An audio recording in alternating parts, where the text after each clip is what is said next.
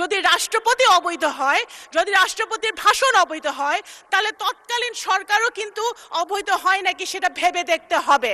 এই সংসদে ফাঁসির কেষ্ট থেকে ফেরত আসা সংসদ সদস্য আছে, হাজার হাজার মামলা মাথায় নিয়ে তারা জেল খেটেছে সেই সংসদ সদস্য আছে। মজলুম দ্বারা নির্বাচিত রাষ্ট্রপতি এসে যখন বিএনপির গুণগান গায়, সেটা অবশ্যই আমাদের আন্দোলনের সার্থকতা। রাষ্ট্রপতির ভাষণ, কোন রাষ্ট্রপতির ভাষণ?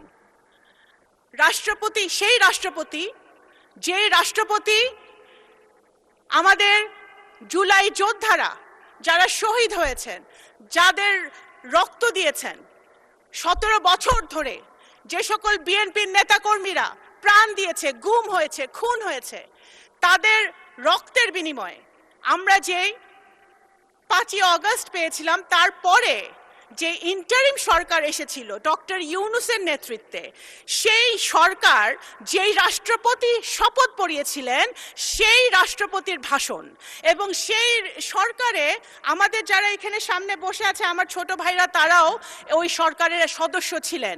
যদি রাষ্ট্রপতি অবৈধ হয়, যদি রাষ্ট্রপতির ভাষণ অবৈধ হয়, তাহলে তৎকালীন সরকারও কিন্তু অবৈধ হয় নাকি সেটা ভেবে দেখতে হবে।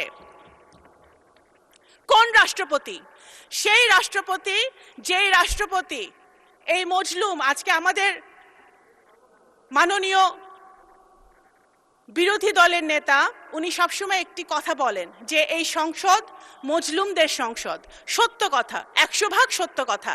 এই সংসদে গুম থেকে ফেরত আসা সংসদ সদস্য আছে, এই সংসদে আয়নাঘর থেকে ফেরত আসা সংসদ সদস্য আছে, এই সংসদে ফাঁসির কেষ্ট থেকে ফেরত আসা সংসদ সদস্য আছে, হাজার হাজার মামলা মাথায় নিয়ে তারা জেল খেটেছে সেই সংসদ সদস্য আছে।